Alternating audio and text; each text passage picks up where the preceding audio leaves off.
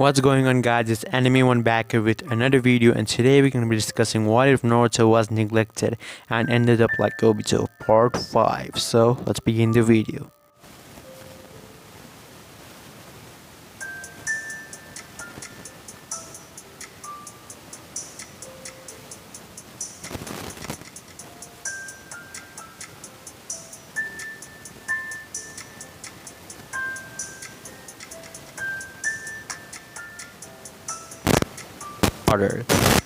He nodded as soon as realizing where he was at now.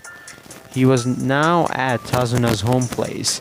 It was quite the large house that he was living in. It was kind of surprising for someone who likes to getting drunk. He had expected something much more. Shit. No offense to Tazuna, but he seems like the type of person who would just waste money on booze and drink. He probably is. Hearing the commotion, the three Genins came into the room and sat near his beside. He looked them over and was glad to see they all looked okay from the previous battle. The Sharingan is a powerful bloodline, Sensei, but if it will make you this exhausted after its use, it might be better not to use it overall, Menma said, giving his opinion on what they were all thinking, as Kakashi sighed. Sorry for worrying you guys, the silver-haired Jonin said with a nice smile. My Sharingan drained me too much, and add the fact that I'm not an Uchiha, I guess I'm getting out of shape. This time it was Suki who spoke up. Where exactly did he get the Sharingan?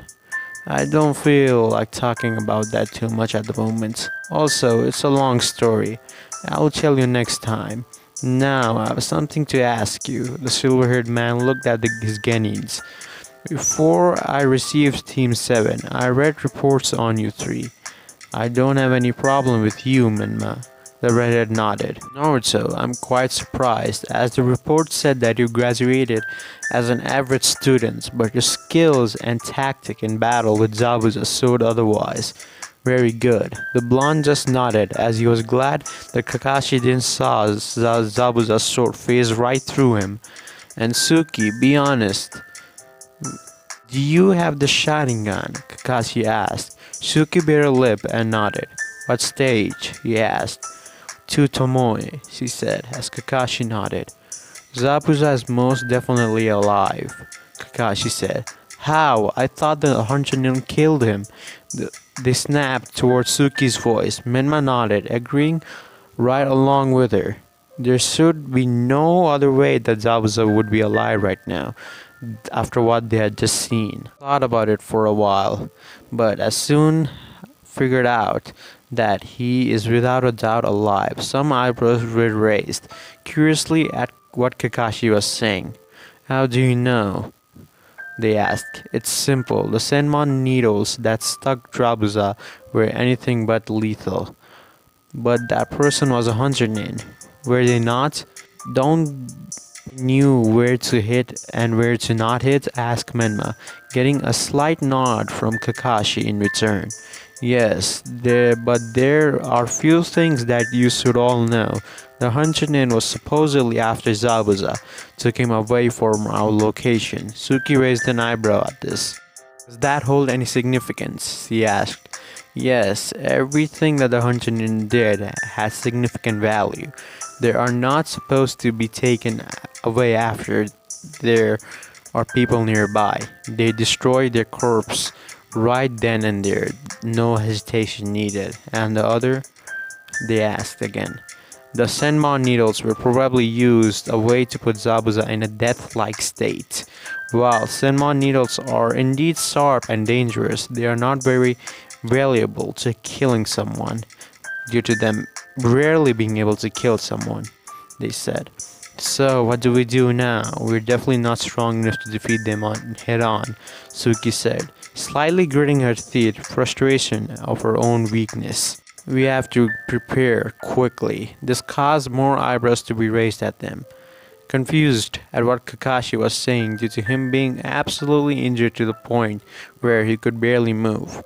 But you can barely move, Sensei, Menma said. Kakashi chuckled lightly at those words. I know, but that doesn't mean I can't train you guys, he said. You want us to climb trees? Easy. Suki readied herself to climb on a tree with a single heartbeat. Kakashi sighed at Suki's nature of being rash individual. You have to climb the trees without using your hands. This caused the two of them to raise an eyebrow dramatically up in the air of living.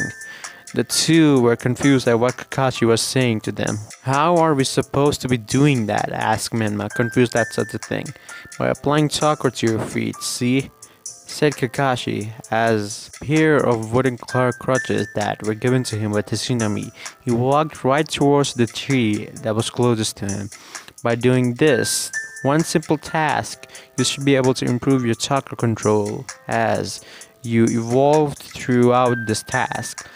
And as you should know, chakra control is very necessary for evolution as a fresh ninja and from onward there. They nodded, getting what he meant. Kakashi glanced at Naruto, noticing that he didn't really have any interest in this. Are you not satisfied with this exercise, Naruto? In return, he got a headsuck from Naruto, answering the question that Kakashi had directed at him. I already had learned it before. Kakashi hummed, finally seeing what he was trying to say. Though this led to another question that how he had learned it.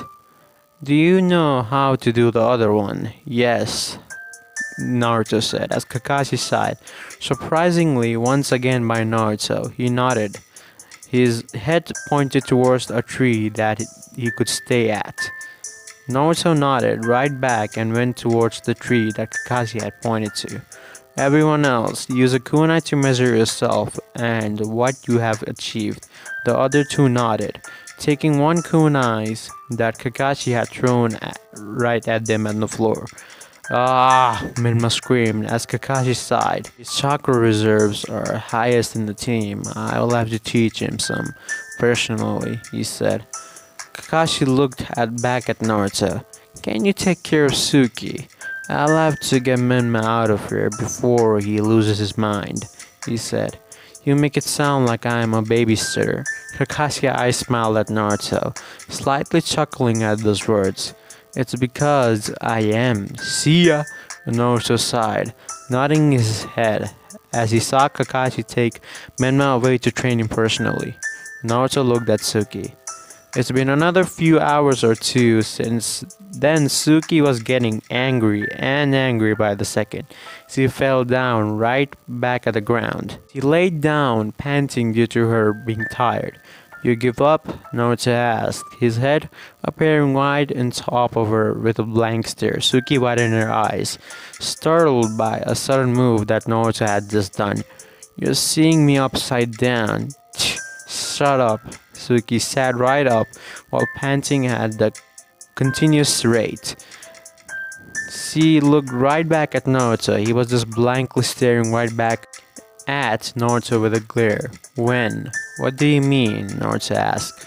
When did you learn this tree climbing exercise? Suki clarified, wanting to know how long Naruto has been hiding such a fact from her.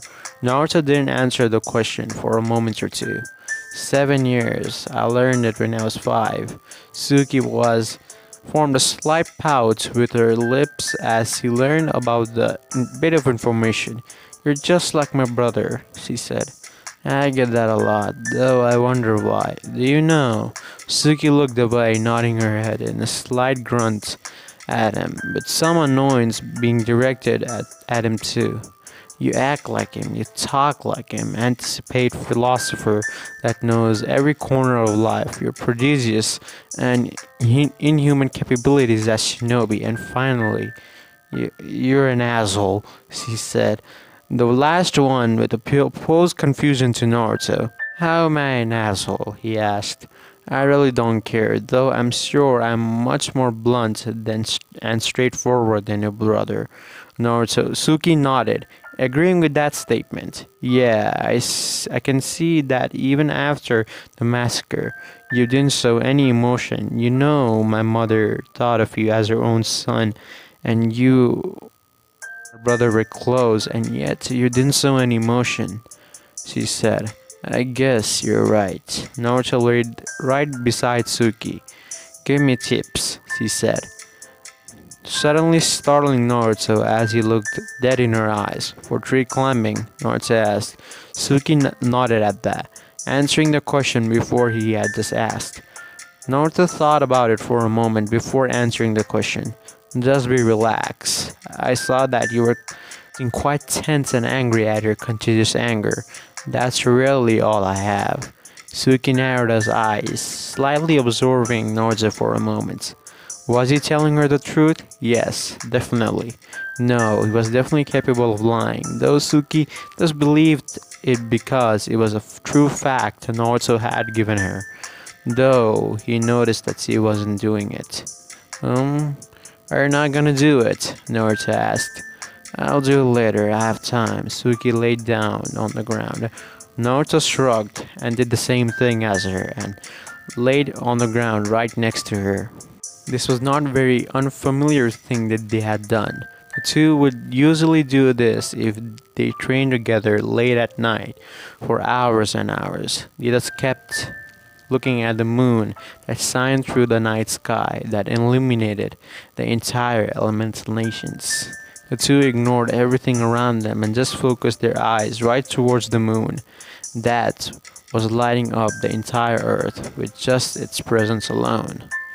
You're a pretty good person once I got to know you, Naruto, Suki said, with a smile and a small blush appeared on her face. Naruto hummed. I could say the same, Suki. Oh, it seems you two have finally made it, said Tazuna, walking downstairs that led up to his room. Lots of food was covering the table. Special occasion, Naruto asked, smelling the food all the way from the door. Tsunami shook her head, chuckling at the question that was being asked by Naruto. No, we have never had this many people over here before, so I thought making extra food just in case. Naruto and Suki nodded, made their way towards the table with their dirty and ragged clothes. Shit, they need to be cleaned up. But they couldn't. Their stomach didn't let them do that. They wanted the food that was being served at the table immediately. They settled right down as Kakashi and Menma came walking downstairs. Ah, so you two are finally here. Good, Kakashi said. And Menma sat right down next to him in the table. The kid, Inari sat down at the table also. There was a moment of difficulty silence between them all. Kakashi broke this with an eye smile and a quick question. So, Suki, how much are you improving with the tree climbing exercise? Asked Kakashi, getting a scoff from Suki. She stuffed her mouth with food. She swallowed the food that was in her mouth. Good. Naruto gave me a few tips that are helping me getting a long way. Kakashi looked at Naruto with an eye smile. Looks like Naruto was able to tame Suki to the point where they were friends, at least to Naruto. I only gave her one tip, nothing less. She's exaggerating what she is saying. Naruto stuffed his mouth with food. There was a small bump that formed on his cheek due to him stuffing his face. Relax, Naruto. Why are you in such a rush? Asked Suki. Getting a side glance from Naruto, he swallowed the food down quickly so he would be able to answer the question. I'm hungry, Naruto said bluntly. Oh, I guess that's reasonable, she said in return. It is, always will be. Naruto continued to stuff his mouth with food. The food was quite good and tasty. Menma suddenly noticed something. What's that? He pointed towards something from afar. They raised an eyebrow, looking in the direction that he was pointing at. It was a picture that was inside a frame. Tazuna, Tazunami, and Inari were in it as expected, but there was something more strange about it. There was somebody missing from the portrait of the photo they were looking at. Part of the picture had a large piece missing. It was a missing person that was also standing right behind Tsunami, ruffling Inari's hair. He was also smiling. Inari, they mean. Speaking of Inari, he got off his seat and walked towards the situation at hand. Tsunami sighed, falling right towards Inari, who just left the room. They looked at Tazuna in complete silence. This must be a very touchy subject for them all. Him. His name was Kaiza. They all listened closely to what Tazuna had to say. He was the hero of the small town. Oh, this must be a very touchy subject for them. He died just a bit after got established that he was taking control over everything in the land of apes. He looked right after the door that Inari had just exited. Inari lost his father, so he really never knew him. So the day he met Kaiza, a lot of things changed for him. He was like a father that Inari never had. So you must know how he could have felt when he finally met someone like him. They all nodded, understanding what Tazuna was saying. He died with a public execution by Gato. It was a way to give us an example of what would happen if we dared defy him and the reason over his land of waves. Naruto had just enough of this and walked from the scene. "Where are you going?" Suki asked. "To train," Naruto said, walking away, his figure retreating away as he went right outside of the door and into a world full of nature. He stepped on the foot on the dock. But it seems that Inari kid is just a quieter. The amount you should stop believing in something. To disappear without much question, Naruto thought. Soon entering the wood that was practically endless, vast, and limitless.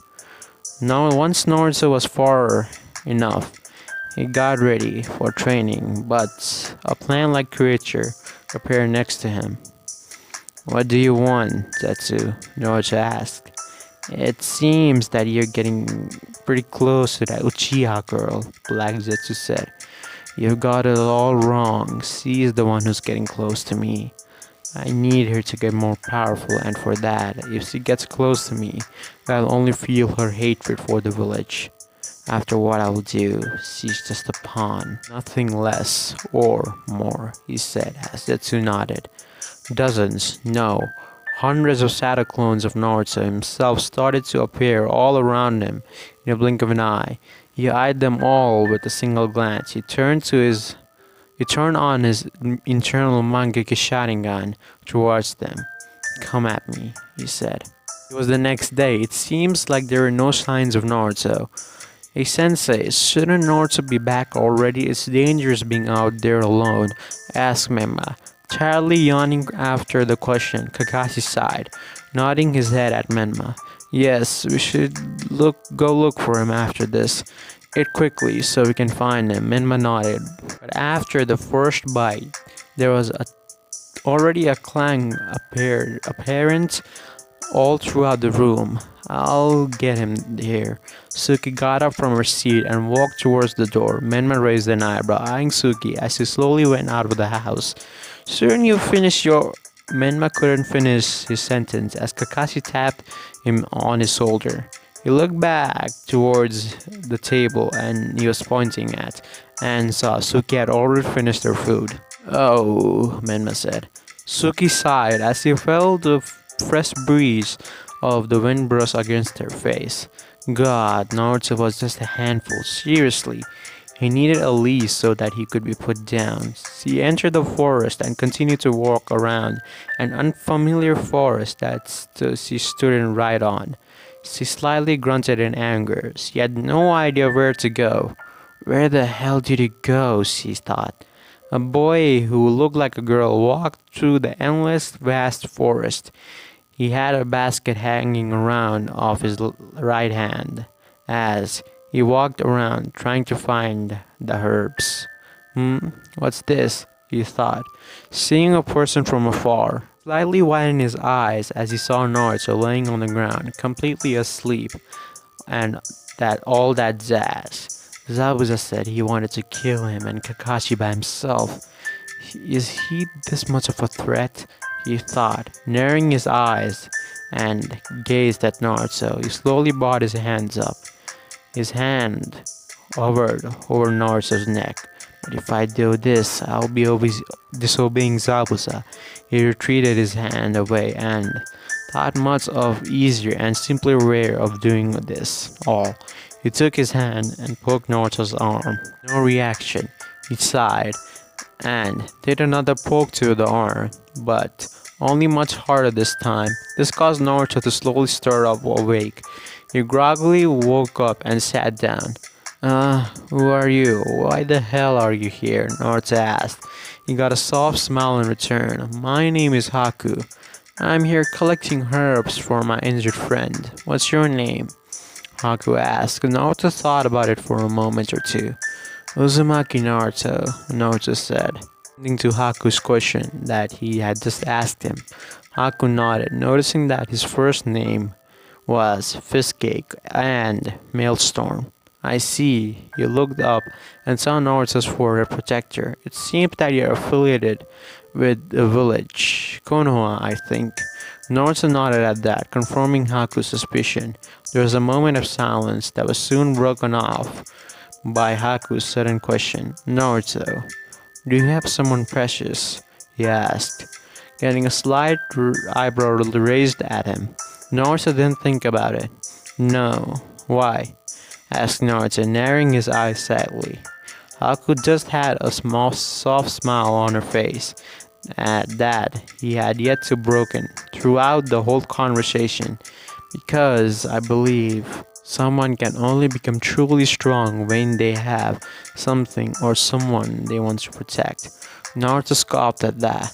The ideology of hope and all that stuff were ripped away from him when he was 5. He didn't believe in that stuff anymore.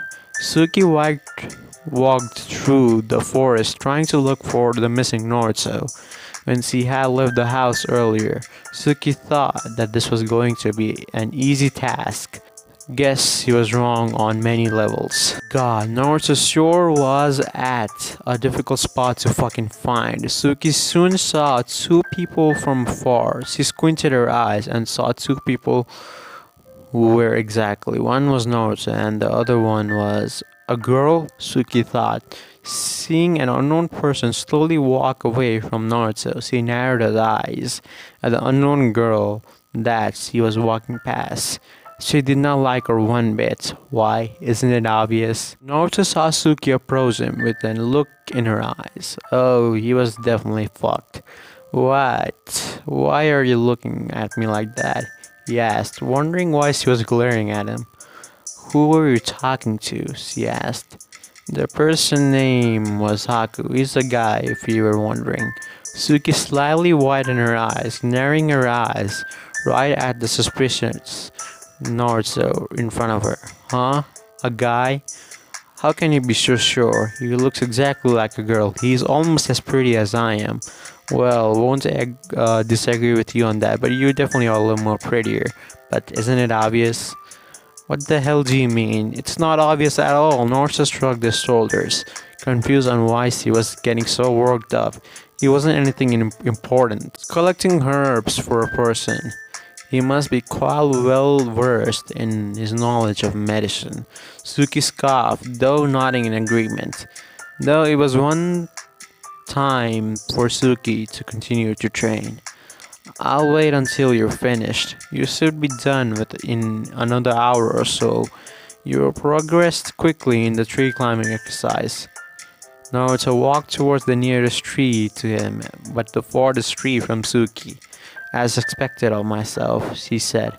Naruto leaned on the tree as he watched Suki progress in the exercise even more. Every second that went on, he looked up into the sky above. Suki dropped towards the ground and walked towards Naruto. Train me. Naruto looked up and saw Suki looming over him. Ominous aura riding all around her. Naruto sighed and got up to stand on his feet. Why? He asked. So I can kill Itachi. Naruto gave her a side glance before shrugging his shoulders lightly, signaling that he agrees on training her. He She slightly brightened up before making her way to the other side. You know I'll get stronger until the day where you and I are equal in strength, she said. Equal, huh? Naruto said. Yes, equal. Now, let's get started with the spar, she said, as he got into a stance. Naruto sighed, getting into a stance. The two looked at each other's eyes just for a moment as they continued the spar throughout the night. The two arrived at the house once more. Kazuna gained a nasty look on his face. Naruto, you smell like crap. Clean yourself up, Kazuna suggested. Naruto knew he was right about that sense, and he did go to the bathroom and took a shower to wash himself up. Naruto got out and walked right towards the stairs. He sat right around the table and waited for everyone else to come and sit around. Kakashi came walking in with only one crutch this time around. You've healed quite well, said Tazuna, getting a nod from Kakashi of the Sharingan. He chuckled slightly, nodding his head at the statement that was just made. I have, said Kakashi. Dinner is just about ready. Tsunami was making last-second preparations now. She brought the food to the table and placed it right at the center. It looked tasty, really tasty. Dig in. Naruto and Sasuke immediately started eating at the exact 90 seconds she had said those two words, right out of her mouth. Oh, they were fucking monster when eating. Why? Why do you guys keep trying?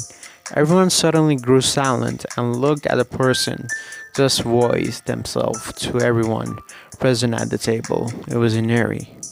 Your efforts on defeating God was pointless. He's way too strong. He has way too much money and men to back it up.